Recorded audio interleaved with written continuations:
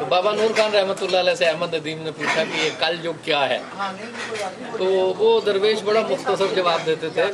وہ کہنے لگے کہ کل جو یہ کہت رجال ہے، لوگ تو بہت ہوں گے، کام کے تھوڑے ہوں گے. کہ لوگ تو بہت ہوں گے لیکن کام کے لوگ تھوڑے ہوں گے، تو یہ کل جو ہے جی. تو وہ اقبال نے جیسے کہا نا کہ میرا سبوچہ غنیمت ہے اس زمانے میں.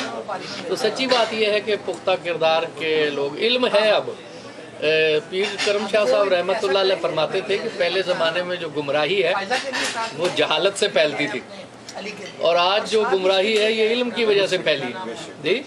علم ہر شخص کی دسترس میں ہے، لیکن وہ بابا نور خان ایک اور بات بھی فرماتے تھے کہ وہ کہتے تھے اللہ سے علم تو مانگتے ہو، فہم علم بھی مانگو. اللہ سے علم تو مانگتے ہو تو فہم علم بھی مانگو. کل ایک دوست تشریف لائے تو انہوں نے مجھے کہا کہ یہ ابن تیمیہ اتنا بڑا نام ہے، تو یہ کیا شخصیت تھے جو بھی اب ان کے حوالے سے فرقے بن رہے ہیں اور نئی نئی باتیں ہیں جی. تو جو بھی ایک فرقہ بنانا چاہتا ہے تو ابن تیمیہ کے حوالے سے. تو میں نے کہا کہ مختصر بات تو یہ ہے کہ ابن تیمیہ کے اوپر ان کے ایک محاصر نے بڑا جامع تبصرہ کیا. ان سے پوچھا گیا کہ ابن تیمیہ سے کیا المیہ ہے، تو وہ کہنے لگے کچھ نہیں، بس ایسا ہے کہ ان کا علم ان کی عقل سے زیادہ ہو گیا. ان کا علم ان کی عقل سے زیادہ ہو گیا جی. تو آج علم تو بڑا ہے لوگوں کے پاس، لیکن اس کو برتنے کا جو ہے وہ فہم، شعور اور سلیقہ نہیں. تو یہ بات بھی میں نے ان کے سامنے پیش کی کہ حضرت خواجہ بابا فرید الدین گنج شکر رحمتullah علیہ نے جب خواجہ نظام الدین اولیاء کو خلافت عطا کی تو ارشاد فرمایا کہ نظام الدین ہم نے تمہیں علم، عشق اور بصیرت عطا کی، اور بصیرت عطا کی. تو یہ دیکھیے نا، یہ توازن جب آتا ہے تو فقیر بنتا ہے.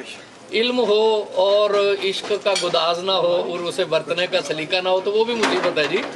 جہاں پہ جو ہے وہ کوئی سر براہ نہ دیکھا، ایک فتوے کا ڈنڈا مار دیا جی. کیونکہ علم تو ہے نا، بصیرت نہیں ہے، گداز نہیں ہے. اور صرف عشق ہو تو وہ بھی سرمد اور منصور تو بن سکتے ہیں جی، جنید اور بایزید نہیں بن سکتے جی. تو عشق کا گداز بھی ہونا چاہیے، اور اس کے ساتھ ساتھ ایک بصیرت بھی. پیر کرم شاہ صاحب فرماتے تھے کہ درویش ہمیشہ وقت کی نبض پہ ہاتھ رکھتا ہے. تو یہ تینوں چیزیں ہوں تب فقیر بنتا ہے. اور صرف انسان کے پاس ذہانت تو بڑی ہو اور عشق کا گداز نہ ہو، علم نہ ہو، تو وہ بھی ایول جینیس ہوتا ہے جی، وہ بھی ایول جینیس ہوتا ہے. تو ان تینوں چیزوں کے توازن سے، تو ایسے لوگ جن میں یہ تینوں چیزیں پائی جائیں بڑے کم ہیں. تو اگر کوئی خوش قسمتی سے ایسا گوہر نایاب مل جائے تو اللہ تعالیٰ سے توفیق مانگنی چاہیے کہ اللہ تعالیٰ استفادہ کی توفیق عطا فرمائے اور قدردانی کی توفیق عطا فرمائے.